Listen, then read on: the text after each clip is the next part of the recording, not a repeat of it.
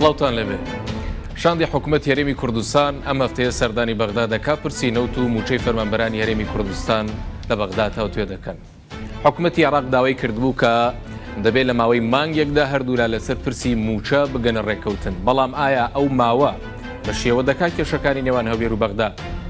چارەسەر بکرێن و هەولێر و بەغدا بگەنە ڕێککەوتن؟ مستەفا کاظمی تا چەند جددیە لە چارەسەرکردی کێشەکانی نێوان هەولێر و بەغدا. بەغدا چی لە هەرێمی کوردستان دەوێت و چی بەرپرسیارەتی و پابندیکی یەکەوێت دەست و بەرامبەر بە هەرێمی کوردستان. بۆ گفتوگۆکردن لەسەر پەیوەندیەکانی نێوان هەولێر و بەغدا میوانداری بەڕێز ڕێبوار هادی سەرۆکی لیژنەی یاسایی پەرلەمانی عێراق و بەڕێز جەلال محەممەد بڕیاردەری لیژنەی یاسایی پەرلەمانی کوردستان و شۆڕش حەسەن شارەزای دەستور لە سلێمانیەوە لەگەڵمانە دەبێت کاک جەلالیش پاش خەمکی دیکە ئامادە بێ لە کاک ڕێبوارەوە دەست پێ دەکەم. کاک ڕێبوار زۆر بەخێر بیت. لە قسەیەکی وەزیری نەوتی عێراقەوە حەزەکەم دەست پێ بکەین کە تازە ڕێگەیاندوە دەڵێ دەبێ ئیداری فیدراڵی دۆسیەی نەوت لە هەموو عێراقا بەڕێوە بە ئەوە چۆن لێ یاڕوانی؟ بەڵێ دیارە بابەتی نەوت یەک لەو بابەتانەیەکەوە لە سەرەتای دروستبوونی حکوومەتی عێراقی ئیتیحادی دوای 2005 بابەتی ئەو بابەتە بۆکەوە هەردەم کێشە بۆ لە نێوان هەرێمی کوردستان و لە نێوان حکوومەتی ئیتیحادی، بەڵام ئەو کێشەیە لە کاتی گۆڕانی حکوومەتەکان بە میزاجی ئەو سەرۆک حکوومەتیان ئەو وەزیرێکەوە وەزیری نەوتی عێراقی بۆ گۆڕانی بەسەردەهاتووە. بەڵام ئەگەر بمانەوێت چارەسەری ئەو کێشەیە بکەین بە یەک جارێکی ئەوە دەبێت بگەڕێنەوە بۆ دەستوری عێراقی. بەجێرەی دەستوری عێراقی ئایا حەقی هەرێمی کوردستانەکەەوە بتوانێت نەوتی خۆی بفرۆشی و ئیدارەی نەفتەکانی نەوتی خۆی بکات نیانیشەوەتە لە ئەسلاحیەتی حکوومەتی ئیتیحادیە، چونکە ئەمە دەزانین هەر ڕێکەوتنێک ئەگەر لە نێوان حکوومەتی هەرێم و حکوومەتی ئیتیحادیدا بکرێتن لە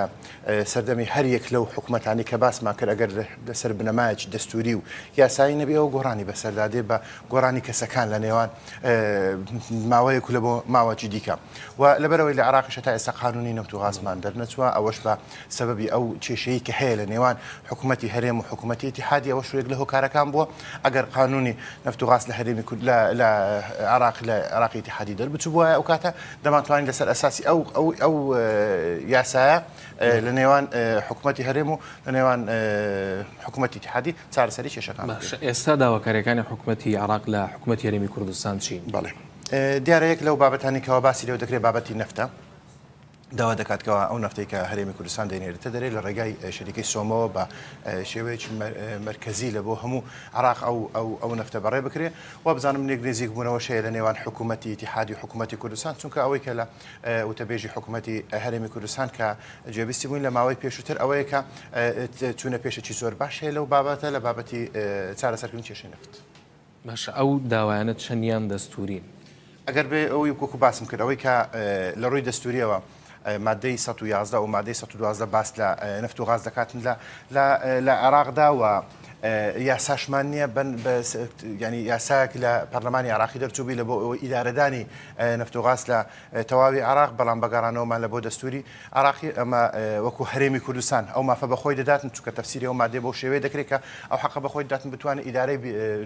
نەفتی هەرێمی کوردستان لەلایەن حکوومەتی هەرێمی کوردستانەوە بکرێتەوە حکوومەتی ئیتیحادیش تەفسیرێکی دیکە هەیە لە بۆ ئەو مادە دەستوریە کەواتە بە دوو شێوە ئەو بابەتە حەل دەبیان ئەوەتە بە دەرچوونی یاسایەک لە پەرلەمانی عێراق لە سەر یاسای نەفت و غاز یانیشەوەتە بە بڕیارێک لە دادگای ئیتیحادی. دیارە ئەو داوایە لە دادگای ئیتیحادی لە دادگای فیدرال هەبوو، چەند جەلسەکیش دانیشتنی لەسەر کرا و چوونە پێشێک هەبوو لە ئەوەی کە خەریک و حەسم دەبی، بەڵام دوایەوە داواکە تەعجیل کرا و محکەمەی ئیتیحادیش ئێستا معلومەکەوە کارەکانی ڕاوەسایە لەبەرەوەی یەک لە ئەندامەکانی نەخستان. ئەو داواکاریانی کە ئێستا عێراق دەیکا لە هەرێمی کوردستان نیشانی ئەوە نییە کە باوەڕبوون بە فیدراڵی نەماوە کەم بۆتەوە لە عێراق ئێستا؟ دەزانی باوەڕبوون بە فیدرالی شتێکە و دەستوری عێراقی شتێکی دیکەیە، ئەوەی کە لە دەستوردا هاتیە لە اختصاصاتی هەرێمی کوردستان هەیە و اختصاصاتی حکوومەتی ئیتیحادی هەیە و اختصاصاتی مشترەکیشمان هەیە لە نێوان حکوومەتی ئیتیحاد و لە نێوان حکوومەتی ئیتیحاد و لە نێوان حکوومەتی هەرێم. ئەوانەی کە لە اختصاصاتی حەسرین لە حکوومەتی عێراقی ئەو ئەسلاحیەتی حکوومەتی ئیتیحاد ئەوان ممارەسەیان بکاتن، بەڵام ئەوەی دیکەی کە هی هەرێمی کوردستانە حکوومەتی عێراق ناتوانانی داوای بکاتنەوەی کە لە جیاتی حکوومەتی هەرێم ئەو اختصاصاتانە ممارەسە بکاتن، چکە ئەوە تجاوزکردنە سەر مەبدەئی فیدرالیەت لە عێراق. باشە ئەوەی کە ئێستا لەبارەی نەوتەوە داوا لە حکوومەتی هەرێمی کوردستان دەکات داواکاریەکی دەستوریە؟ نەخێر ئەمن پێم وانە وەکو یاساییەک لە بەگەڕانەوە لە بۆ مادەی 112 دەستور پێم وانە ئەوەی کە ئێستا حکوومەتی اتحادی داوا دەکاتن لە هەرێمی کوردستان داواکارێکی دەستوری بیتن نەخێر بەڵام لەبەرەوەی وەک باسم کرد یاسامانە یاسای نەفت و غازمانە لەوە یەک لەو بابەتانەیەکەوە مەجای ئەوەی تێدا هەیە کە گفتوگۆی لەسەر بکرێت. باشە تەفسیری ناوەند چێ بۆ مادەیە؟ دیارەوان بۆ شێوەیە تەفسیری دەکەن کە دەگەڕێنەوە سەرەوەی کە لە مادەی 111 باز دەکاتن کە نەفت و غازی عێراق مولکی هەموو شابی عێراقیە خۆ کاری ناکرێت نەفت و غازی عێراق مولکی شابی عێراقی بەڵام شێوازی ئیدارەدانەکەی و شێوازی ئیدارەدانی بیرە نەفتەکان و شێوازی ئیدارەدانی و فرۆشتنی نەفتەکە بە حکوومەتی هەرێم تەفسیری دیکە هەیە لەوانەیە ئێمە تەفسیری دیکەمان هەبی لەوە ئەو مادەی بەڵام ئەوان بۆ شێوەیە تەفسیری دەکەن کە دەبێت هەمووی لە ڕێگای حکوومەتی عێراق و شەریکی سۆمەوە بێت. باشە بە شێوەیەکی گشتی لەلایەن یاساناسانی کوردستان لەلایەن حزب سیاسیەکانی کوردستان و ئەگەر ئەم داواکاریانی بەغدا نادەستوری و نایاسایی بن بۆچی ئەو بێدەنگیە هەیە بەڕای تۆ؟ بەداخەوە ینی لەوانەیە هەندێک لەو یاساناسانی کە جەنابەت باسییان دەکەی ڕێی دیکەیان هەبێ ڕێی پێچوانیان هەبی ئەوەی کەڕێیە هەیەیان هەندێک هەیە لەبەر بارودۆخی سیاسیان لەبەر فکری سیاسی خۆیان لەوانەیە لەو بابەتە تۆزەک یان بابن کەم تەرخان بن. ئەشاگەرە حکوومەتی هەرێمی کوردستان بە داواکاریەکانی بەغدا ڕازی بوو جێبەجێی کردن چ مافێکی ئەکەوێتە ئەستۆ حکوومەتی عێراقی؟ خرە ئەو مافانێکەوە باسی دەکرێت استحقاقاتی هەرێمی کوردستانە بە تەواوی لە موازنەی دەزانی کاک هەوراسێمە لە موازنەی ساڵی 2000 زۆر گەرمە من ئەو پێشەوەی پێم لە حەزێمدا برادەران زۆر گەرمە بەڵام هیدی ئێستا فێنکی دەکەن. دیارە لە موازنەی ساڵی 2019 کە لە پەرلەمانی عێراق تەسوید کرا و دەنجی لەسەردرا ئەو کات ئەوە ئیقرارێک بوو لەلایەن حکوومەتی ئیتیحادیە و لەلایەن پەرلەمانی عێراقیشەوە کە ئیدارەدانی نەفتی هەرێمی کوردستان نەوتی هەرێمی کوردستان ئەگەر لە ڕێگای هەرێمی کوردستانی شەوە بێت دەستوریە. لەوێ لە مادەی دەباسمان لەوەی کرد و هەموو پەرلەمانیش دەنجی لەدا و زۆرینەی دەنجی پەرلەمانی هینا و ئێستاش یاسای 2019 لەوێ باس لەوەی کرا ئەگەر هاتوو حکوومەتی هەرێمی کوردستان ئەو 250,000 بەرمیل لەفتە تەسلیمی حکوومەتی ئیتیحادی بکات ئەوە تەواوی ئیستحقاقاتی خۆی لە موازنەی عێراقی ساڵی 2019 لە بۆ هەرێمی کوردستان دەنێریتن کە ئەو کاتە نزیکەی 10 تریلیۆن و پۆینت 6 بوو. لە حالەتێک ئەگەر هاتوو حکوومەتی هەرێمی کوردستان لۆ خۆی نەفتەکەی خۆی فرۆشت و تەسلیمی حکوومەتی عێراقییان نەکردیان با بڵێن لە ڕێگای سۆمەوە نەیفرۆشت ئەو کاتە ئەو قیمەتی ئەو زەرەرەی کە لە فرۆشتنی ئەو نەفتە هەیە دێتە خوارێ لە موازنەی استحقاقاتی هەرێمی کوردستان و باقیەکەی لە بۆ دەنێری کەواتە ئەوە ئیقرارکردنە لەلایەن حکوومەتی ئیتیحادیەوە بەوەی کەەوە هەرێمی کوردستان مافی خۆیتی نەفت بفرۆشیتن. باشە ئەگەر وهایە ئەگەر بەو شێوەیە ئەگەر ئەو تەفسیری ئەوان ئێستا باسی دەکەن هەندێک لە یاساییەکان باسی دەکەن کەەوە ئیدارەدانەکە ئیلا دەبێ حەسرن لە ڕێگای حکوومەتی عێراقەوە بیت ئەو کات ئەو یاسایی کە دەرچوو یاسای 2019 یاسای موازنە تەفسیرێکی دیکەی لۆ دەکرێت غیری ئەوەی کەەوە ماف بە هەرێمی کوردستان دەداتن کە نەفتی خۆی لە ڕێگای خۆی بفرۆشینە لای بەڕێز پرۆفیسۆر شۆڕش حەسەن شارەزا لە یاسای دەستوری لە سلێمانی و لەگەڵمانەیە. جەنابی پرۆفیسۆر جەنابەت چۆن دەڕوانیە داواکاریەکانی حکوومەتی عێراق چەندە دەستورین؟ بەڵێ خۆی پەیوەندی نێوان حکوومەتی هەرێم و حکوومەتی عێراق بە پێی دەستوری عێراقی ساڵی 2005 ڕێکخراوە ئەمەش لە هەموو دەوڵەتێک فیدرالی بنەما سەرچیەکانی پەیوەندی یاخود دەسەڵاتی هەردوو حکوومەتی هەرێم مرکز لەگەڵ حکوومەتی ویلایەتەکان عادەتەن لە دەستور دیاری دەکرێت. بۆیە ینی ئەوەی کە ئێستا حکوومەتی عێراقی داوای دەکات و ئەگەر ئەوەی حکوومەتی هەرێمی کوردستان ڕەفزی دەکاتەوە دەکرێت مەسەرن پەنا برێ بۆ دادگای فیدرالی باڵا بۆ مێگلاکردنەوەی ئەو داواکاریانە ئایا تا چەند دەستورین تا چەند دەستورینین. خۆی حکوومەتی عێراقی لە ڕووی داراییەوە بۆی هەیە ینی لەبەرەوەی مەسەلە داراییەکان لە اختصاصی حەسری حکوومەتی عێراقیە بە هەمان شێوە مەسلەی جێش و دیفاع و ئامانە لە هەمان دەسەڵاتی حکوومەتی فیدرالیە. بەڵام کێشەکە ئەوەیە لە عێراق بەداخەوە کە سەروەری دەستورینیان نییە دەستور سەروەر نییە نە حکوومەتی عێراقی وەکو پێویست ڕێز لە سەروەری دەستورەکە دەگرێن نە حکوومەتی هەرێمیش بۆ نمونە مەسەرەن دەیان جار تەدەخول کراوە لە خاچی عێراق کەمە ئەرچی حکوومەتی عێراقیە بێتە ئەم ڕێبەم تەدەخولە بگرێ ئەگەر لەلایەن ئێرانەوە یا تورکیاوە کراوە بەڵام نەهاتووەتە پێش نەهاتوۆتە دەست ئەمە سیادەی عێراقە کە ئیشی حکوومەتی ناوەندیە بێ ئەم ئیشە بکات زۆر شتی تریش بۆ نمونە مەسەن ئەمان وەکو پێویست باوەڕیان بەو فیدراالێتە نییە کە لە دەستور بڕیاری دێدراوە چونکە هەموو هەنگاوەکانی دوای دانانی دەستوری ساڵی 2004 قانونی دارێ دەورە و دەستوری 2005 بەرەو ئەو ئاقارە دەڕوا کە ئەوان باوەڕیان بەوە نییە فیدرالیەت بەرەو جێگیرکردن بڕوە بەرەو پێشکەوتن بڕوە بۆ نمونە لە ناوەڕاستی عراق و لە خواری و عراق چەندین جار داوای پێ دروستکردنی هەرێم کراوە بەڵام ئەوان ئامادە نەبوون بیکەن بۆیە مەسەلەی فیدرالی پابەندە بە بوونی دیموکراتیت کە بەداخەوە لە عراق نییە پابەندە بە سەروەری یاسا سەیریشکە لە هەموو ئەو وڵاتانێکەوە سەروەری یاسا هەیە دیموکراتیت هەیە ئەنجموی فیدرالی بەرەو پێشکەوتن ڕۆیشتن لە هەموو ئەو وڵاتیانش کە ئەزمموی دیموکراتی و سەروەری یاسانیە ئەزمونونەکانی فیدرالی بەرەو شکست ڕۆیش بۆیە ئەم ئەزمونەی عراق بە تایبەتی کە پێکاتوە لە یەک هەرێم ئەو هەرێمەش هەرێمی کوردستانە و سنوورەکانی دیار نییە کە ئەمەش کێشەیەکە خۆی دەبواە لە 2007 کە ئێستا ئێمە لە 2020 یەکلا نەکراوەتەوە ئەمەش کێشەیەکە ئەمانە هەمووی وا دەکاکەوە ئەم فیدراالەتی عراق فیدراالەتێکی لەرزۆک بێ بەرەو ئەوە بڕوا یاخود دەبێت ڕۆژێک لە ڕۆژان حکوومەتی عراقی بەرەو ئەوە بڕوا کە ئەم فیدراالەتە نەهێنێ بەرەو دواوی بگەڕێنێتەوە یاخود دەبێت هەرێمی کوردستان بەرەو قۆناغێک بڕوا کە زیابێتەوە بەرەو بە شێوازی زیابوونەوە بە شێوازی دامەزرانی دەوڵەتی خۆی بڕیار لە چارەنووسی خۆی بدات چونکە بەو شێوەیە ممکن نییە لەبەرەوەی ئەم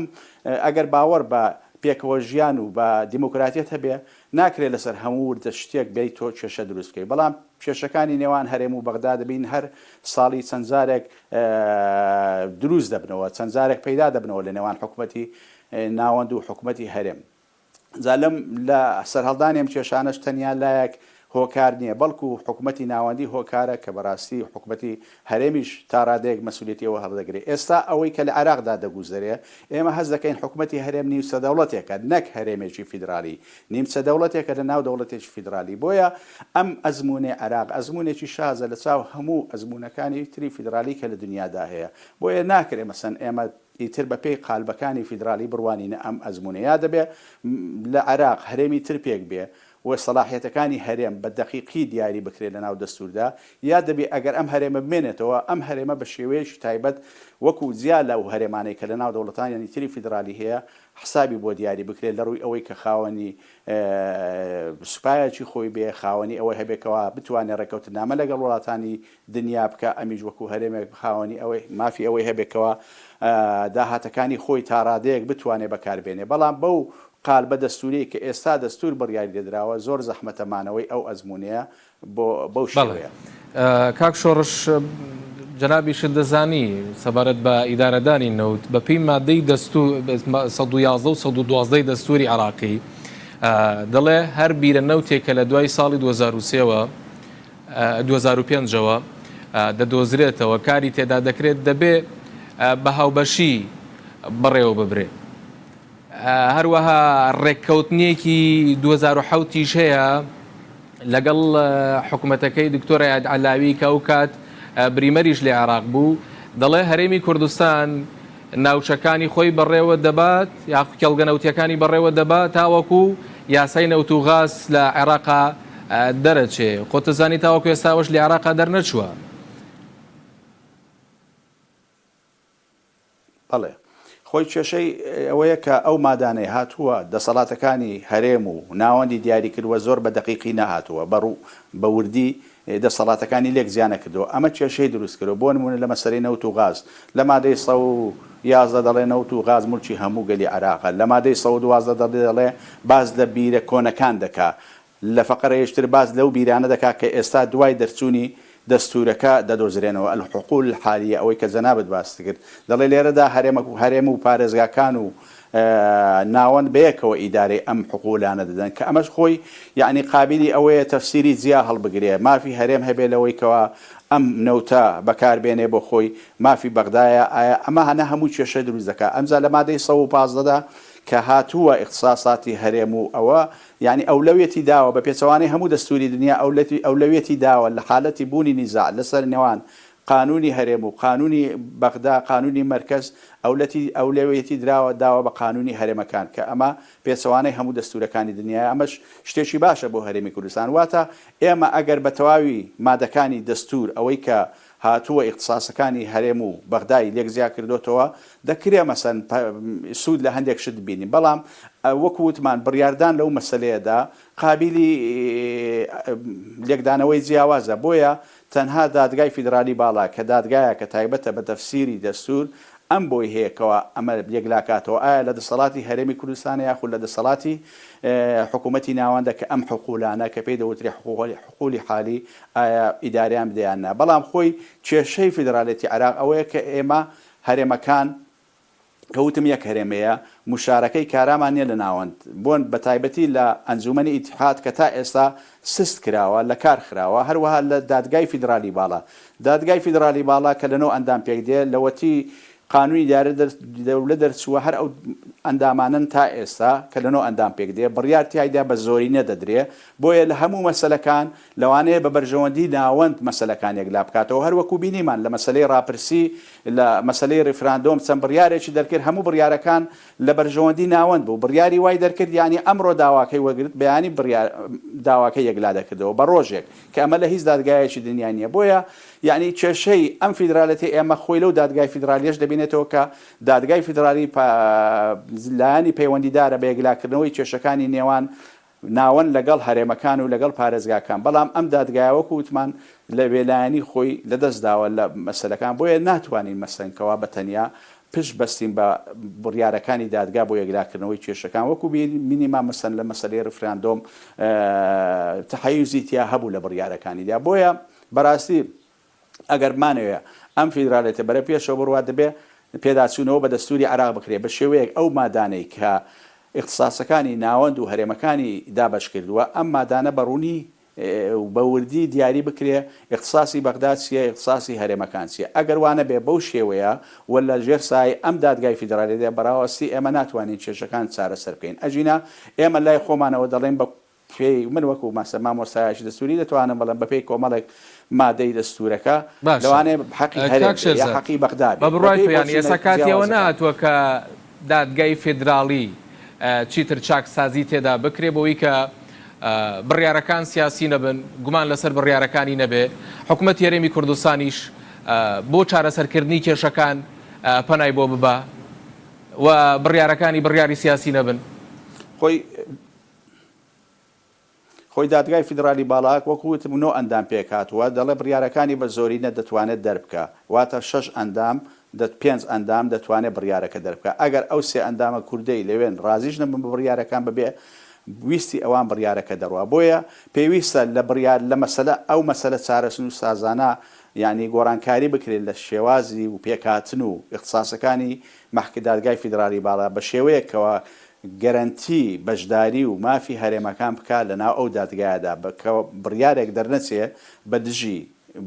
بە دژی بەرژەوەندی هەرێمەکان بە شێوەیەکی ناقانونی ئەگەر بێت و دەنجی زۆرینەی ئەندامانی لەگەڵ نەبێ بۆیە پێویستە ئەو بڕیارانەی کە مەسەلەکانی نێوان بەغدا و هەرێمەکان یەکلا دەکاتەوە پێویستە بە تەواوی دەنجی ئەم ئەندامەکان واتە بە ئیجماع دەربچێت کە بە هەر نوع ئەندامەکە نەک یاخود لانی کەم مەسەن بە 4 لەسەر 5 ئەندامەکان دەرچێت بە شێوەیەکی وابێکەوە لایەنێک یا دوو لایەن نەتوانێتە حکوم بکە دژی لایەنێکی تر وەک وتمان ئێستا ئێمە لە عێراق بەڕاستی بەهۆی ئەوەی یەک هەرێمین حەسر کراوین ئێمە بە تەنیا ڕوبەڕووی ئەم دەوڵەتە فیدراالێ دەبینەوە بەڵام ئەگەر دووسێ هەرێمی ترە بووە وەزعمان بە زۆرێشتر بوو شان بەشانی ئێمە وایان دەکردکەوا دەسەڵاتەکانی مەرکەز سنووردار بکرێت زیاتر سنووردار بکرێت هەرچەندە خۆی لە دەستوردا دەسەڵاتەکانی مەرکەز کەمترە لە چاو دەسەڵاتەکانی هەرێمەکان زیاتر دەسەڵات درراوە بە دەسەڵاتی هەرێمەکان چووکە بە حەسری دەسەڵاتی مەرکەز دیاری کراوە بەڵام بەهۆی ئەوەی ئێمە تەنیا تاکە هەرێمێکین و ئەو هەرێمەش دەیان کێشەمانەیە سنوورمان دیارنیە وەکو هەرێمی وڵاتانی تر تا ئێستا مشکلەی ئەوەمانەیە کە مەسەلەیەکی گرنگە ئێمە لە عێراق دەبێت ئەم سنوورە دەستەبەرکەین دیاریکەین چیتر چاوەڕێ ئەوە نەکەین لەسەر مەسەلەکانی تر مەسەلەی کێشەمان لەسەر نەوت و غازیان لەسەر پێشمەرگە نەخێر لەبەرەوەی ئێمە لە ساڵی هەفتاوە لە هەموو مفاوەزاتەکانەوە کێشەمان لەسەر دیاریکردنی سنوور بووە کاتی ئەوە هاتووە لە مەسەلەیە نەوەستین ئەگەر لە پەیوەندیمان لە حکوومەتی عێراق دەبێت هەوڵ بدەین کەوا سنووری هەرێمی کوردستان هەر چەندێکە پاشی ئەوەندە ساڵە پێی رازی بین یەکلایی بکرێتەوە و دیاری بکرێ بە ڕسمی و بە پێی ڕێکەوتن نامەیەک مەسەن بە هەر شێوەیەک لە شێوەکان بێ لە نێوان هەرێم و بەغدا ئەم زادوایی قسە لەسەر مەسەلەکانی تر بکەین ئایا مافی ئێمەیە نەوت بوو بفرۆشین یاخود مافی ئێمەیە سوپامان هەبێت چونکە کە تۆ سنوور دیاری کراو نەبوو هەر ڕۆژە و پارچەیەکی خاچی تۆ دەکەوێتە بەردەستی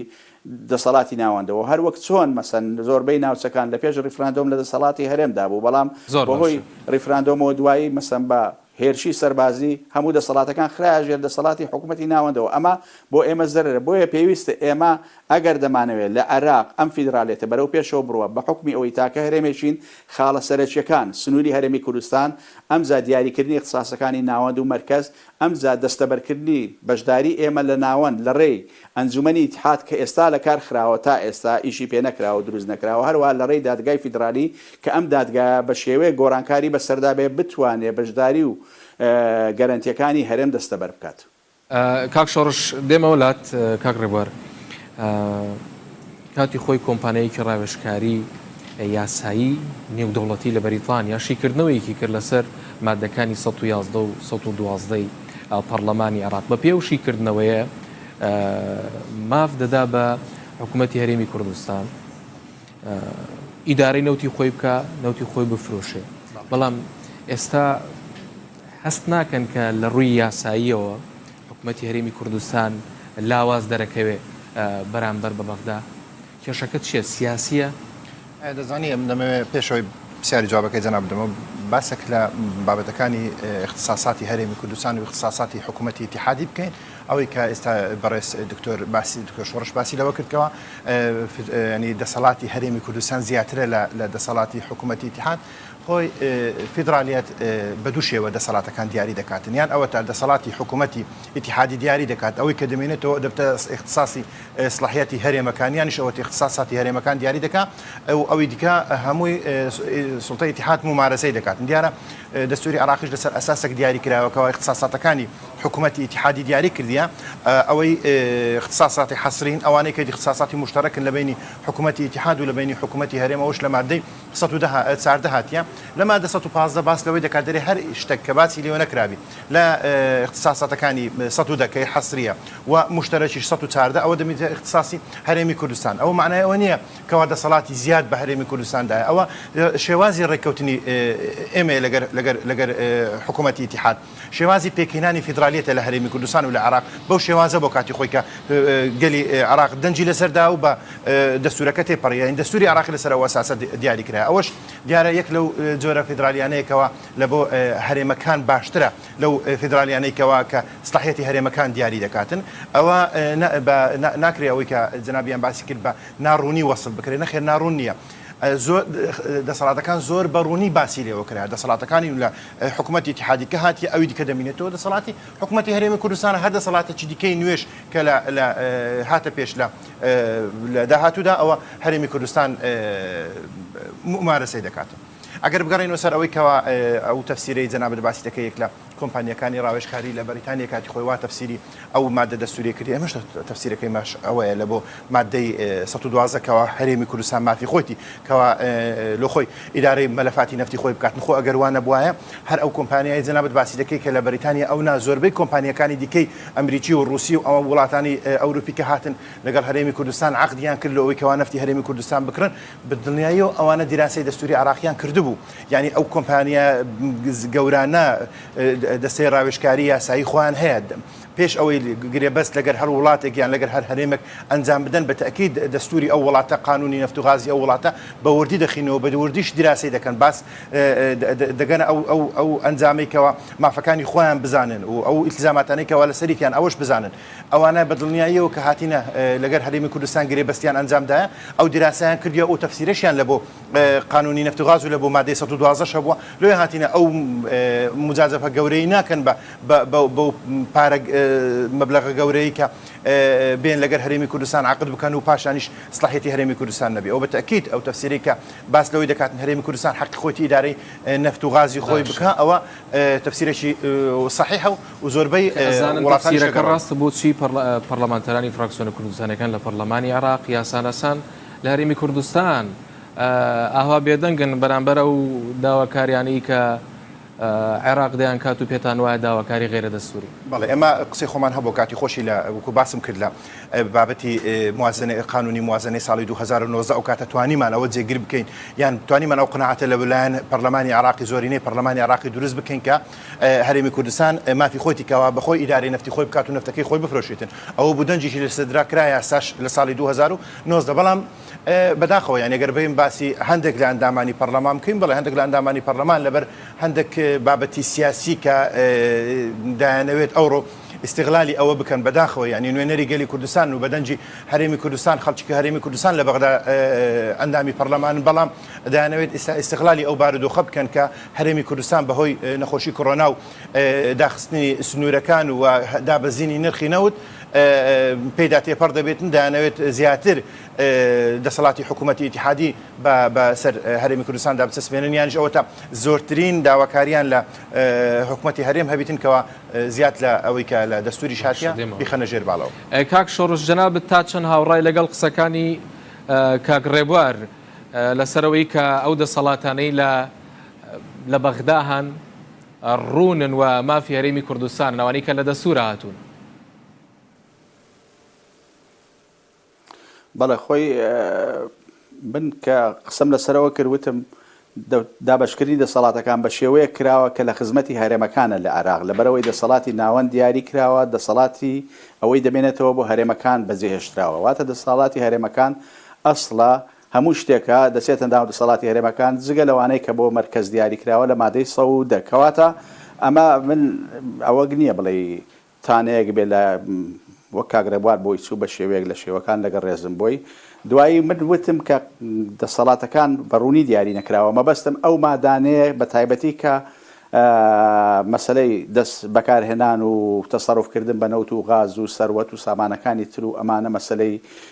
گومرگ و ئەو شتانەیە کە وەکو پێویست دیاری نەکراوە مەسەن هەندێک لە دەسەڵاتی حەسری باسی لە گومرەی دەکات دێ لە دەسەڵاتە کانی هەرێمی کوردستانیا دەسەڵاتە مشتەرەکان دێ باس لە گومرگ دەکاتەوە بۆیە یعنی ئەم چەند مادەیە بەڕاستی مادەی 110 تاوەکو مادەی 114 ئەمە پێویستی بە پێداچوونەوە هەیە بە وردی بە شێوەیەکەوە لە هەر تعدیلێکی دەستور بەو شێوەیە بکرێتکە ئێمە هەموو ڕۆژ تووشی ئەم مشکلەیە نەبین ئەو مشکلانش کە ئێستا سەریان هەڵدایە مانای ئەوەیەکەوە ناڕوونی هەیە لێڵی هەیە لەو مادانە بەڵگەنە بۆ ئەوەیە کە لێڵی هەیە ئەجینە ئەگەر وازح با زۆر بە دەقیقی بە پێویستی بەوە نەدەکردکەوە حکوومەتی بەغدا خۆی لێ بجێتەوە یان ئێمە ئەو بۆ چوونەی جێمس کرۆفەرە کە لە مستەشارێکی ئینگلیزی بوو وابزانم ئەمریکی بوو لە نامیلکەیەک باز لە حەق دەدا بە هەرێمی کوردستان کە نەوت و غازی خۆی بفرۆشێ عقد بکات لەگەڵ وڵاتانی تر بەڵام خۆی ئەمانە بەڕاستی داخلی چەند مەسەلەیەک دەبێتەوە ئایا هەرێمی کوردستان تا چەند مافی ئەوەی هەیە کە ڕێکەوتنامەی نێودەوڵەتی چکەمەش دەبێتە ڕێکەوتنامە لەگەڵ وڵاتانی دەرەوەدا بکە تا چەند بەیانی ئەگەر خەلە لەو ڕێکەوتنامەیە دروست بوو حکوومەتی هەرێمی کوردستان وەکو هەرێمێک لەناو دەوڵەتێکی فیدرالی چەند دەتوانێت داوای ئیستحقاقاتی خۆی بکات لە بەرامبەر لایانی تر ئەگەر حکوومەتی ناوەند مەسئولیەتی ئەم ڕێکەوتنامەیە هەڵنەگرێت بۆ ئێلانی کەم بەڕاستی پێویستە هەر ڕێکەوتنامەیە کە هەرێمەکان بیکەن زۆربەی دەستوری وڵاتانیش ئەوەیە دەڵێ کە ڕێکەوتنامە دەکەی ئەگەر ئیجازەی ئەوەی بداتێ دەڵێ بە پرس بە ناوەند بکە ناوەندیش ئاگادار بێت لەبەر زەمانەتی جێبەجێکردنی ڕێکەوتنامەکە ئێستا ئێمە لەو ڕێکەوتنامانە ئەگەر ئەم وڵاتانە نکۆڵی بکەن لە مافەکانی ئێمە ناتوانین مەسەن بەڕاستی وەکو پێویست لە مەحفەلە نێودەوڵەتەکان لەبەرەوەی ئێمە هەرێمێکین کەسایەتی قانونیمان نیە کەسایەتی قانونیەکە بۆ دەوڵەتی فیدراالە ئەو دەتوانێت لە ناو دام و دەستگا جیهانیەکان نێونەتەوەیەکان بچێ داوای حەق خۆی بکە بەڵام ئێمە وەک هەرێمێک ئەگەر حکوومەتی ناوەندمان لە پێش نبێ ناتوانین ئەو داوای بکەین بۆیە یعنی من دووبارە تاکید لەسەرەوە دەکەمەوە کە ئەم مەسەلەیە بەڕاستی زۆر ڕوون نییە ئێمە وەکو یاساناسێک ناتوانم بڵێم تەواو حکوومەتی مافی هەرێمی کوردستانە بەڵکو زیاتر ئەم مەسەلەیە لە دەسەڵاتی ناوەندە و ئەگەر هەرێمی کوردستانیش حەقی ئیدارەدانی هەبێ حەقی ئەوەی نییە کەوا بە تەواوی تەسەڕوف پێ بکات لەبەرەوەی تۆ بێنە پێسایی خۆت ئەگەر لە عێراق ئەم ناڵێ تەنیا هەرێمی کوردستان دەڵێ هەرێمەکان پارێزگاکان ئەگەر هەر هەرێم و پارێزگایەک ئازاد بێ لە تەسەڕوفکردن بە واریداتی نەوت و غازی خۆی کەواتە ئەم وڵاتە یعنی تۆ پاش ئاگەردانیەشەی لە ڕووی مالیەوە دروست دەبێەوە مەسەلە مالیەکانیش هەمووی مەسەلەی لەژێر لە زمنی سوڵتاتی حەسری حکوومەتی فیدرالین. باشە کاک دکتۆر تعلیقم لەسەرەوەی هەبوو کە دوای ئەگەر باس لە ئەوەی بکەین هەر هەرێمێک لە عێراق کە دروست دەبی و ئازادە لەوەی کە ئیدارەی نەفت و غازی خۆی بکاتن بەو شێوازە نییە ئازاد بی لەوەی کەەوە نەفتەکەی خۆی بفرۆشتن و ئیدارەی بکاتن و پارەکەشی یان با بڵێم ئەو ئەموالی کە لە فرۆشتنی نەفت و غازەکە دێتن و لە بۆ هەرێمەکەی خودی خۆی بەکاری بینی نا ئەو ئەوەی کە دەستی دەکەوێت هەر هەرێمێک لە فرۆشتنی ئەو نەفت و غازە ئەوە حساب دەکرێتن لە ضمنی موازنەی عام لە ئیتیحادی و دابش دەکرێتەوە ئەوەی هەرێمی کوردستانیش کە ئێستا داوای دەکات بە هەمان شێوە ینی هەرێمی کوردستان نارێ ئەم نەفتەکەی خۆم دەفرۆشم ئەوەی کە هەمە ئەو واریداتی کە لە فرۆشتنی نەفتەکە بەدەستم دەکەوێتن تەنها لە هەرێمی کوردستان دابشی دەکەم و بەشێکیشم لە موازنەی عراقی دەوێت نەخێر دەستەوە ناو ضمنی موازنەی عراقی بەڵام ئیدارەدانی ئەو بیرە نەفتانە لەلایەن چێوە دەبێتن بەڵام ئەوەیە کێشەکەی کە ئێستای مەهمانە لەگەڵ بەخێراتنی کاک جلال محەممەد بڕیاردەی لیژنەی یاسایی پەرلەمانی کوردستانەکەم بەڕێستان داوای لێبوردن نەکەم لە دواکەوتە کاک ڕێبواریش و دکتۆر شۆڕشیش باسییان لەوە کرد کە داواکاریەکانی بەغدا نادەستورین بە بڕای تۆ بۆچی پەرلەمانتارانی کورد لە بەغدا بێدەنگن بەرامبەرم داواکاریە نادەستوریانەی عراق لەسەر هەرێمی کوردستان لە ڕاستیدا بابەتی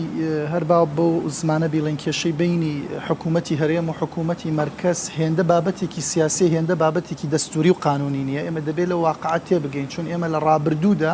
ممارەسەی ئەتوانم بڵم بەشێکی زۆر لەو دەسەڵاتەمان کردووە بۆ لە ڕابردوو مەسەن حکوومەتی مرکز نەیوتووە ئەو حاڵەتانە کە هەرێمی کوردستان ممارەسەیەکایە ئەو دەسەڵاتانەی هەندە سەڵات گەلێکی نادەستورین و ئێمە لە ڕابردوودا ئەو کوبرای بەڕێزم ئاماژەی پێدا چەندین عەقدی با بڵێین نەفتیمان لەگەڵ وڵاتانی دەرەوە کردووە کە تێبینیان لەسەر دەستوری عێراق بۆ کە سەیری دەستوری عێراقیان کردو تەنانەت حکوومەتی مرکز بە وشەیەکیش قسەی لەسەر نەکردو بەڵام لەم بارودۆخە بۆ ئێستا حکوومەتی مرکز بەم شێوازە ڕەفتارەکە من ئەتوانم بڵێم یەکێک لە هۆکارەکان ناتەباینی و ریزی کوردە لە ئێستادا کە نێوماڵی کورد یەک نییە لایەنە سیاسەکان لێک دوورن کە دەبێت ئەگەر ئێمە تۆکمە بین بە تەکید حکوومەتی مرکز ئەوەی کە کوردەڵێ بەو شێوازی ئێستا پێی لە ڕاکێشەوە ناتوانێت پێی لە ڕاکێشەوە حتمما ئێمە دەتوانین دەنگ و ڕەنگمان بەرامبەر حکوومەتی مرکز هەبێت بۆیە لە ڕاستیدا ئەمە بابەتێکە بابەتێکی سیاسیە تێکەڵ کراوە بەداخەوە خۆشمان نێوماڵمان یەک نییە یا با بڵین یەک دەنگ و یەکتیم نین بۆیە بم حاڵە گەیشتوین ئەگەر ببینی برا پەرلەمانتارەکانمان لە بەغداد هەر یەکە و با بڵین لە چوارچێوەی سیاست و ئەجندای حیزبەکەی و هەندێک جار ترازاوە نەک لە چوارچێوەی ئەجندای حیزبێک لە چوارچێوەی شخصی قساکرێ بۆی ئەم بابەتانە بەڕاستی بابەت گەلێکن کە دوجار میلەتەکەمان زەرری لێ کردووە من ناڵێم هیچ پێشێلکاریەکی دەستوری لەلایەن ئەقلیمەوە بەرامبەر بە مرکز نەبەوە بە پێچەوانەشەوە نەبووە لە ڕاستی داگەرێمە بگەڕێنەوە سەر دەستوری عراقی زۆر بەڕوون و ڕاشکاوی دەبینین کە حکوومەتی عراقی هەر لە مەبادە ئەساسیەکانی دەستور کە ماف و ئازادیە کە تەوزیعی سەرەواتە بە شێوازێکی عادلانە بۆ هاونیشتیمانیان ئەمە نابینین ئێمە لە یعنی حکوومەتی عراقی بۆ خۆی یەکێکە لەو کەسانەی کە پێشێلی دەستوری کردو یەکێکە لەو لایەنانەی یعنی ئەگەر پێشێلکاری دەستوری بە ژمارە بژمێری ڕەنگە بڵێم ئەگەر 50 پێشێلکاری دەستوری کرابێ لەم 50 چلی حکوومەتی مرکز کردوێتی ڕەنگە دەی حکوومەتی هەرێم کردوێتی و حکوومەتی هەرێم هەندێک جار با بڵێن بەو زمانە بیڵێن کوردستان هەندێک جار بە ناچاری کەوتوتە ناو دۆخێکەوە کە پەنا بۆ پێشێلکاری دەستوری بەری ئەوەندە پێشێلکاری دەستوری بەرامبەر بە ماف و حەقی تاکی کورد کراوە لە عێراقدا ئەمە لەلایەک لەلایەکی ترەوە ئێمە زۆر جار وەفدی دانووسانی کورد کە چوونەتە بەغداد زۆر بەڕوون و ڕاشکاوی ئەوەیان وتوە کە ئێمە قبولمانە حەکەمی نێوان ئێمە و ئێوە دەستور بێ و ئەمەشمان زۆر لە بەرپرسە کوردەکان بیستووە بەدەر لە وەفدانەی کە هەبوونە بەڵام لە ڕاستیدا ئەوە حکوومەتی مرکزە قبولی نییە کە دەستور حەکەمی نێوان ئەقلیم و بەغداد بێ بۆیە ئەمە لە ڕاستیدا ئەوەندەی بابەتێکی سیاسیە ئەوەندەی بابەتێکی دەستوری و یاسایی نییە و من هەر لێرەوە تەمەنا ئەەکەم کە لایەنە کوردیەکان بە تیمێک خۆیان کۆ بکەنەوە کە ئێمە لە ڕابردوو داوامانە کرد هەیئەی مفەوەزات هەبێ لە کوردستان بۆ ئەوەی ئەم هەیئەتە وەکو هەیئەتێکی نیشتیمانی دەرکەوێ و بتوانێت ماف و دەستکەوتەکانی هاونیشتیمانیان بە تەواوەتی بێنێتەوە لەبەر ئەم حاڵەتانە بوو لە ڕاستیدا ئێستا بەداخەوە ئەوەندەی کورد لە بەغداد لە هەوڵی بەدەستهێنانی دەستکەوتی حزبی و شخصیە ئەوەندە لە هەوڵی دەستکەوتی نیشتیمانی و دەستکەوتێک نییە بۆ حکوومەت و بۆ هاونیشتیمانیان بە بڕای تۆ بۆچی هەمیشە قسەی بەغدا بەرامبەر بە هەرێمی کوردستان لەسەرەوە فراکسیۆنە کوردستانەکان لە پەرلەمانی عێراق بۆچی هەڵوێستێکی هاوبەشیان نیە بەرامبەر بە داواکاریە نادەستوریەکانی عێراق بەرامبەر بە هەرێمی کوردستان لە ڕاستیدا وەکو ئاماژەم پێدا ئێمە بابەت ئەوەیە کە ئێمە وەکو کورد یەکتیم نین یەکدەنگ نین نێوماڵی کوردیمان یەک نەگرتوێتەوە بەرژەوەندی حزبیمان نەخستۆتە پێش با بڵێن بەرژەوەندی نیشتیمانیمان نەخستۆتە پێش بەرژەوەندی حزبی و شخصی ئەوەندەی بەداخەوە زۆربەی لایەنەکان ئەتوانم بڵێم ئەوەندەی بەرژەوەندی حزبیانە کار دەکەن لە بەغداد وە بۆ ئەجندای حزبەکەیان و شخصەکان کار دەکرێت ئەوەندە بۆ با بڵێن کوردستانی بوون و کوردبوون کار ناکرێت کە هەموو ئەم بابەتانە بەڕاستی بەداخەوە زیانێکی گەورەی بەر هاونیشتیمانیان کەوتووە و لە ڕاستیدا دەبوو کورد بە یەک تیم لە ناو ئەم عێراقەدا کاری بکرد باە بۆ بەرژەوەندیە باڵا نیشتیمانەکان دواتر بەرژەوەندە حزبیەکان کە ئەمە بەڕاستی بەڕۆن و ڕاشکاوی نابین. باشە دکتۆر شۆڕش دێمە لای تۆ بە بڕای تۆ دێمە وڵات کاک ڕێبوار لە ڕووی دەستوریەوە چۆنەکرێ هەرێمی کوردستان هەڵوێستی بەهێز بێت؟ بەڵێ وڵا هەر تێبینێک من سەرەتا نەموتوە مەسەن داواکاریەکانی حکوومەتی عراقی هەمووی نادەستورین چکە بەڕەهایی ناکرێت قسە بکەی لەوانەیە هەندێکیان دەستور لەگەڵ دەستوریەک بگرێتەوە هەندێکیان پێچەوانی دەستور بێ دەربارەی ئێمە مەسە من لە وەختی خۆی لە 2008 ئەوانە لە دکتۆرانامەکەی خۆم پێشنیارم کرد کاتێک لە غیابی محکەمەی دادگای فیدرالی دەکرێت مادام ئێمە هەرێمێکی لە عێراق مەسەن هەیئەتێک دروست بکرێ لە نێوان هەرێمی کوردستان و ناوەند ئەم هەیئەتە کێشەکانی نێوان هەرێم و ناوەند حەل بکە بە تایبەتی ڕاستە هەموو کێشەکان سیاسیە دەستوری نیە خۆی دەستور چییە دەستور التأطير السياسي للظواهر التأطير القانوني للظواهر السياسية و بەچوارچێوەکردنی یاسایی دیاردە سیاسیەکانە هەموو ئەو شتانەی کە دەستور لە خۆی گرتووە سیاسیە بە تایبەتی ناو دەوڵەتی فیدرالی بۆیە ئەو مشکلەی دابشکردنی اختصاسەکان لە نێوان ناوەند و هەرێم گەورەترین مشکلەیە لە ناو دەوڵەتە فیدرالیەکاندا بە تایبەتی لە وڵاتێکی وەکو عێراق کە یەک تاکە هەرێمیتیایە بۆیە پێویستە هەرێمی کوردستان بەڕاستی پێداگیری بکات لەسەر بنەما سەرەکیەکانی چەسپاندنی فیدرالی کە خۆی لە دیاریکردنی سنووری هەرێمی کوردستان دەبێنێتەوە خۆی لە اختصاسەکانی هەرێمی کوردستان دەبێنێتەوە کە بە ڕوونی دیاری بکرێ نەک هەموو ڕۆژێک کێشەی لەسەر دروست بکرێت و سەر هەڵبداتەوە کێشەکان ئەمجا هەموو بەشداری حکوومەتی هەرێمی کوردستان لە ناوەند چووکە فیدرالیەت لەسەر دوو بنەمادا دەمەزرێ یەکەمیان استقلالی ذاتی بۆ هەرێمەکە سربەخۆی ذاتی بۆ هەرێمەکە دەستەبەر بکرێت سربەخۆیە کە لە چوارچەوەی ئەم دەوڵەتە بتوانێت کاروبارەکانی خۆی بکات ناوەند دەست نەخاتە ناو هەموو شتێکەوە لێرە جگە لەوانەیە کە هەرێم بە ئارەزوی خۆی لە دەستور تەنازولی کردو بۆ ناوەند دووەمیان بەشداریکردنی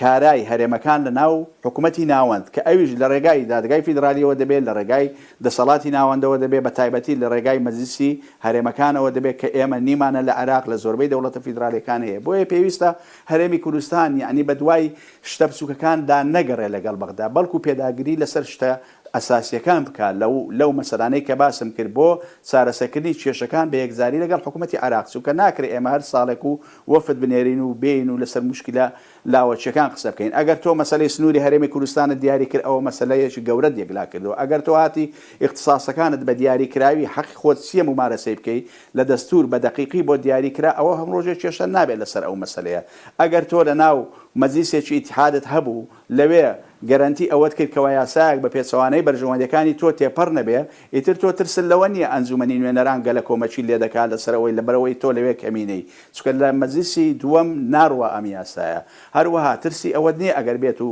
پێکاتەی محکەمەی فیدرالی باڵا بە شێوەیەک بێکەوە زەمانەتی بەرژەوەندەکانی تۆ بکات ترس لەوە نیە بەیانی بڕیارێک دەرچێت دژی بەرژەوەندەکانی تۆ بۆیە ئەم شتە ئەساسیانە گرنگە بۆ هەرێمی کوردستان کە پێداگیری لەسەر بکە لە تەعاملی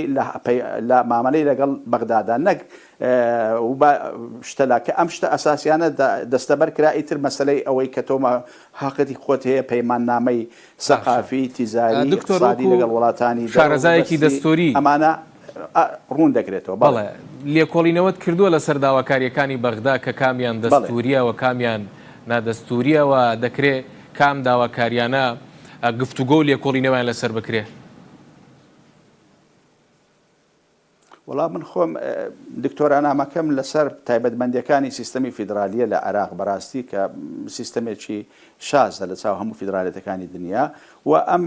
شتانەی کە حکوومەتی عێراق مەسەن هەندێک مەسائل هەیە تۆ بۆیە مەسەن خەڵک دەوڵەتی فیدرالی دروست دەکات بۆ ئەوی ئەم دەوڵەتە ببێتە خاوەن ببێتە دەوڵەتێکی بەهێز بەو پێکاتانەی کە لێ دروست دەبێت لە کاتێکدا پێکاتەکانیش سربەخۆیان لە سنووری خۆیان بۆ بێنێتەوە بە شێوەیەک بتوانن زۆر شت بکەن بەبێ دەستێوەردانی حکوومەتی بەغدا بۆیە دەبینی مەسەن لە هەرێمەکان هەمان دەسەڵاتەکانی ناوەندەیە بەڵام دەسەڵاتی هەرێمەکان لەسەر ئاستی خارجی ناتوانێت وەکو دەسەڵاتی ناوەند تەعامل بکە لەسەر ئاستی دیفاع و جەیش و بەرگری و ئەمانە ناتوانێت ئەمانە هەندێک مەسەلەیە پارە جنسیە ئەمانە هەمووی دەکرێت حکوومەتی ناوەندی تەنازل بۆ دەکرێت بۆ حکوومەتی ناوەندی بەڵام هەندێک مەسائلی تر دەکرێت لە سنووری معقول لە سنووری دیاریکرا و بە ئاگاداری حکوومەتی ناوەند بە پشتیوانی حکوومەتی ناوەند بکرێ مەسەن پەیوەندی تەبێ لەگەڵ وڵاتانی تر تۆ سوپای خۆت تەبێ سوپایە کە تەبێ بۆ پاراستنی هەرێمەکە لە حالەتێکدا شارەزایە هەرێمەکە نەک سوپایەک مەسەن ئەگەر لە هەرێمێک بە مەسەن لە خوار بەسرا هەرێمێک بە پێویست بێت لە بەسراوە بێنی ناز تۆ سوپای خۆت هەیە بەڵام بە تەعاون و بە تەنسیق لەگەڵ حکوومەتی ناوەندی بۆیە داواکاریەکانی حکوومەتی عراقی دەکرێت مەسەن ئەگەر دیراسە بکرێ من خۆم نەمکردو ئەوەی کە لەم دوایە داوای لە حکوومەتی هەرێم کردووە مەسەلەی خاڵک و مریژەکان کەوا هەمووی تەسلیم بکرێتەوە نازانم کۆمەڵێک شت ئەمانە دەکرێت بە پێی دەستور قسەیان لەگەر بکرێ مەسەن کە ئێمە وەفدی کوردی دەکرێت پرس بە هەندێک شارەزای دەستوری بکرێ بۆ ئەوی کەوا لایحەیەک بنووسرێ بە شێوەیەک لە شێوەکان هەر نقطەیەک مەسەن یەکێک چەند کەسێک دوو کەسێک کەس پێی تەکلیف بکرێ ئایا ئەمە تا چ ڕادەیەک دەستوریە ئێمەش مەسەن لە مەسەلەکە بە شێوەیەکی قانونی بڕیار بدەین نەک بەسەرەی عاتیفە تەسیرمان لێ بکە. باشە سپاس دێمە وڵات کاک ڕێبەر هەر لەسەر مەسەلەی فیدراڵیت بۆسی خۆتە زانی بە شێوەیەکی گشتی فیدراڵی شێوەیەکی چوارچێوەدار نییە زیاتر ئیداریە بۆ نوێسە فیدراڵی ئەمریکا جیاوازە لە فیدراڵی ئەڵمانیا لە فیدراڵی ئیمارات ئەوەی کە بۆ هەرێمی کوردستان تەفسیرەکرێ دروستە مامەڵەکە دروستە لەگەڵەوە فیدراڵێکی ئێستا دەستوری عراق باسی کردو و مامەڵەی بەغدا لەگەڵ هەرێمی کوردستان دیارە دەستوری عراقی بەو شێوازەی کەدان کە نووسرایتەوە کە خەڵکی عراق دەنجیان لەسەریدا ناکرێ ئەمە بین هەندێک لە مادەکانی ئەو دەستورە جێبەجێ بکەین و هەندێک مادەی دیکە پشتگوێ بخرێتن لە کاتی جێبەجێنەکردنی تەواوی دەستور بە شێوەیەکی ئەوەی کە کامل ئەوە ینی کێشە دروست دەبیتن لە مادەکانی دیکەشدا مەسەلەن ئەو ئێستا کە باسی لێوە دەکرێتن نەبوونی دادگایەکی فیدراڵە لە عراق خۆ ئەگەر هاتووم ئێستا بین کێشەک دروست بوو لەسەر مادەی دەستوری لە نێوان هەرێمی کوردستان و لە نێوان حکوومەتی ئیتحادی ئەو لایەنێک کە بەژێری دەستوری عراقی لە مادەکانی 92 و 93 باستەوەی دەکاتن کە چارەسەر یعنی 93 اختصاصەتەکانی هاتیە باستەوەی دەکاتن کە چارەسەری ئەو کێشەیە لە نێوان هەرێم و لە نێوان حکوومەتی ئیتحاد دروست دەبی محکەمەی ئیتحادیە باشە محکەمەی ئیتحادی خۆی لە خۆیدا ئێستا لەناو کێشەکدایە لە عراق دەخۆ ئەو کێشەیەش هەرێمی کوردستان نیە بەتەنیا دروستی کردبیتن ئەگەر بکرێت لە بۆ بینەران ئەوە ڕوومکەم و بابەتی دادگای فیدرال ئێستا لەوانەیە زۆربەی خەڵکی هەرێمی کوردستان و خەڵکی عراقیش ئاگاداری ئەوەی نەبی کە ئێستا شتێکمان نیە لە عراق بە ناوی دادگای فیدرال و خەڵک بتوانی هانای لە بۆ باوداوای تێدا تۆمار بکاتن دادگاکە ئێستا لە کار کەوتووە هۆکارەکەی چیە هۆکارەکەی ئەوەیەکەوە بە یاسایەک یاسای دادگای فیدرال کار دەکاتن کە بەر لە دەرچوونی دەستوری عراقی ئەو یاسایە لە نێوان لەلایەن سەرۆکاتی ئەنجومەنی وەزیران ئەو کات کە سەرۆکی ئەنجومەنی وەزیران یان با بڵێن مەجلیسی وزەرا سلاحیەتی دەرکردنی قانونی هەبوو بکە بەڕێز ئاەت علاوی سەرۆک وەزیران بۆ ئەو کاتە یاسایەکیان دەرکردیە لە بۆ محکمەی ئیتحادی هەتا ئێستا بەو یاسایە کار دەکات لەگەڵ ئەوەشدا کە لە ساڵی 2005 دەستوری عراقی هاتووی اختصاصەتەکانی حکوومەتی محکمەی ئیتحادی دیاری کرد پێک هاتەکەی دیاری کرد شێوازی بڕیاردانی دیاری کرد ئەوان هەتاکو ئێستا شێوازی دەرچوونی قانونەکەشی دیاری کرد لە مادەی 92 کە باس لەوەی دەکاتن بە 220 دەنگ لە پەرلەمانی عراقی تێپەر دەبێت هەتا ئێستا دادگای فیدرال کە دادگایەکە کاری ئەوەیە ینی مطابقە بکە لە نێوان قانون و لە نێوان دەستوریەتی بداتە یاساکان خۆی بە یاسایە کار دەکاتن کە یاساکە ئەسڵەن قانونی نییە و بۆ هەر لە ناو یاساکەی خۆشیان باسی لەوەی دەکردکەوە شێوازی هەڵبژاردننی هەر ئەندامێک گەر هاتوو یەک لە ئەندامەکانی دادگای فیدرال تەقاعود بوویانیش هەر بە هەر هۆکارێک لە هۆکارەکان لە ناو دادگا دەرچوو شێوازی اختیارکردنەکە لە ناو خودی یاساکەدا هاتبوو لە خۆیان ئەدەم دەستوریاندا ئەو مادەیەکەوە باس لە اختیارکردنی ئەندامانی نوێ دەکاتن ئێستا لە حالەتێکدا محکمەی ئیتحادی یەک لە ئەندامەکانی تەقاعود بووینە و ناتوانانی ئەندامی دیکە لە خۆی هەربژێریکەوە تا ئێستا گەر کێشەک لە نێوان هەرێمی کوردستان و لە نێوان حکوومەتی ئیتحاد هەبیتن لەسەر هەر بابەتێکی دەستوری ناتوانین پانا لە بۆ محکمەی ئیتحاد بکەن چونکە یاساکە نییە ئەوە لەلایەک لەلایەنی دیکە باس لە مەجلیسی ئیتیحاد ئەگەر بکرێت مەجلیسی ئیتیحاد یەک لەو بابەتانەیە بەداخەوەکانی یەک لەو بابەتانەیە کە چەندین ساڵە کە تێدەپەڕێتەوە تا ئێستا ینی با بڵێن پەرلەمانی عراق ئەو یاسایی تەشریع نەکردی ئەوەش دەگەڕێتەوە سەر کاتی خۆی کە دەستوری عراقی نووسراوە دەبوایە بە شێوەیەک بەڕاستی تەنظیمی سلاحیات و شێوازی هەڵبژاردننی دادگای فدرالی مەجلیسی ئیتیحادی بکردبووە چونکە مەجلیسی ئیتیحاد ئەگەر بڕیارێک لە ئەنجومەنی نوێنەران دەربچیتن بە زۆرینەوە بە کەمینەتێ پەڕینتن بەڵام نوێنەری هەرێمەکان لە ناو مەجلیسی ئیتیحاد بە شێوازێکە کەوا زۆرینە و کەمینەی تێدانە کەواتە دەتوانانی ئەو یاسایی کە بە زۆرینە تێدەپەڕی بگەڕێنینەوە لێرە ئەم دەمێ باستەوەی بکەم کە باسی ئەو دوو کێشەیەم کرد بەڵێ کە باسی ئەو کێشەیەم کرد ئەگەر بێ و دەستوری عراقی مادەک لە مادەکان جێبەجێ بکەین و مادەکانی دیکە ئیهمال بکەین ناتوانین چونکە هەمووی تەواوکەریەکە ئەگەر ئەو دوو موەسسەی کە باسم کرد بە شێوەیەکی ڕێک و پێک کاری خۆیان بکردبووە ئەو کاتە ئەو کێشانێک کە لە نێوان هەرێم و لە نێوان بەغداد و ڕزە و پێویستی بەوە نەدەکرد داوا بکەین لانی دەولیان خەڵکەی دیکە بێت نێوان گیری بکەن لە نێوان هەرێمی کوردستان و لە نێوان حکوومەتی دەگەڕینەوە ئەو دادگا فیدرالی کە خۆمان دروستمان کردیە ئەو کاتە ئەو بڕیاری داتنە چارەسەر کاک جەلال حکوومەتی هەرێمی کوردستان هەرێمی کوردستان چۆن دەتوانێت دانووساندنێکی جدی و باش و سەرکەوتوانە لەگەڵ حکوومەتی عراقی ئەنجام بدا بۆ چارەسەرکردنی کێشەکانی نێوان هەولێر و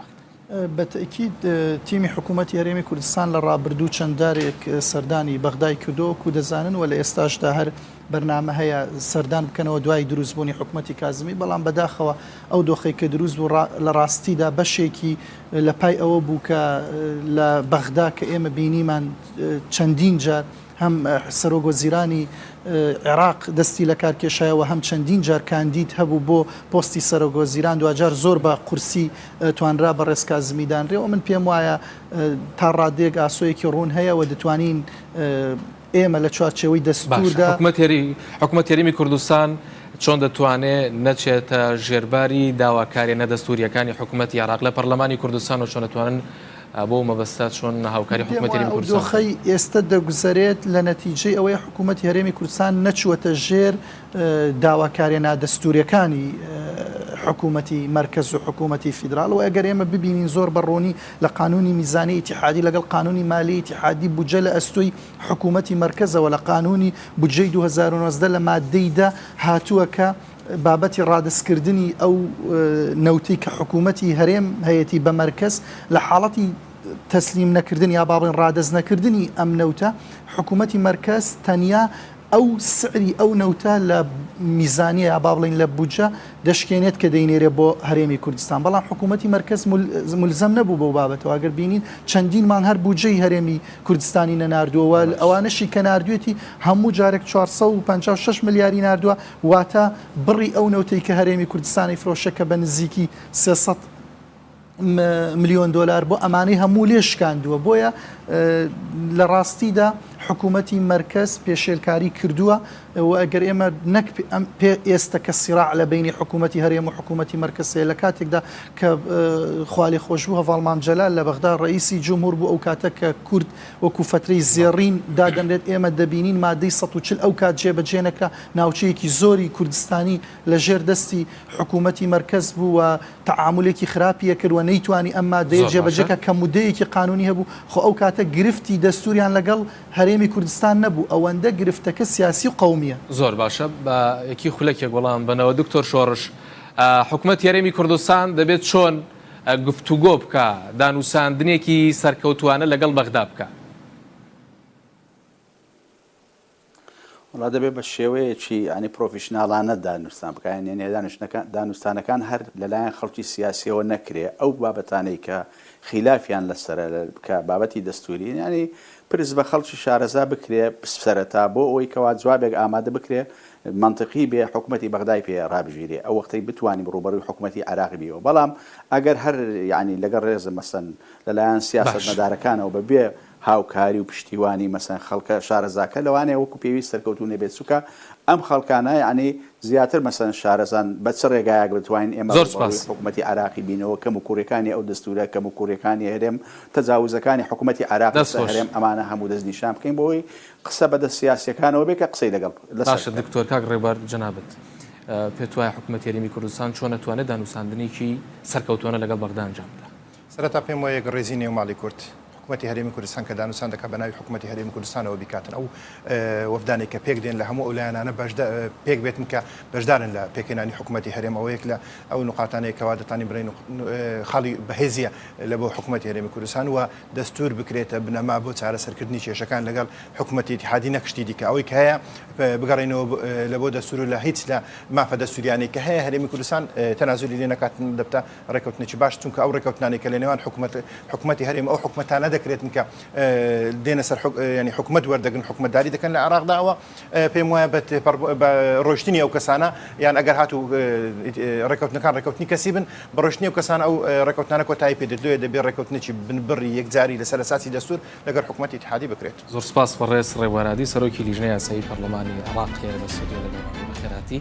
بەڕێز کاک جەلال محەممەد بڕیاردەری لیژنەی یاسایی پەرلەمانی کوردستان جنابی پرۆفیسۆر دکتۆر شۆڕش حەسەن شارەزای دەستور لە سلێمانیەوە لەگەڵمانەوە زۆر سپاس جارێکی دیکە بەخێراتن سپاس بەوەش کە تاوە پێستا لەگەڵمانە بوون لەگەڵمانە بمێنەوە پاشکەمێکی دیکە و کارمان سەنگەر لە بڵتەنێکی نوێی هەواڵەکان لەگەڵتان نابێت.